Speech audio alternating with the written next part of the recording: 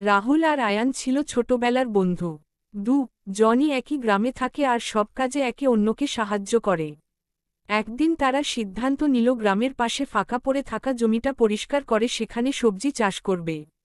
কথা মতো পরের দিন ভোরেই জন মাঠে গেল। রাহুল কোদাল দিয়ে জমি নরম করল, আর আয়ান আগাছা তুলে পরিষ্কার করতে লাগল। কাজ করতে করতে তারা বুঝতে পারল, একজন একা করলে এই কাজ কখনোই এত সহজ হতো না। দুপুরের রোদে ক্লান্ত হলেও তারা একে অন্যকে বলছিল, আর একটু, পারব। তাদের পরিশ্রমে কয়েক দিনের মধ্যেই জমি তৈরি হয়ে গেল। এরপর তারা বেগুন, টমেটো আর মরিচের চারার ওপরে গাছগুলো বড় হতে শুরু করল। প্রথম ফল ধরতেই দুই বন্ধু খুব খুশি হল।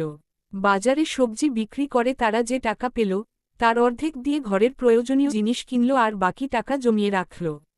রাহুল বলল, দেখ, আমরা একসাথে থাকলে সব কাজই সহজ হয়ে যায়।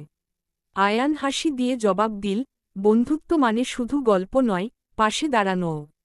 তাদের পরিশ্রম, বন্ধুত্ব আর একতার গল্প গ্রামের অন্যদেরও অনুপ্রাণিত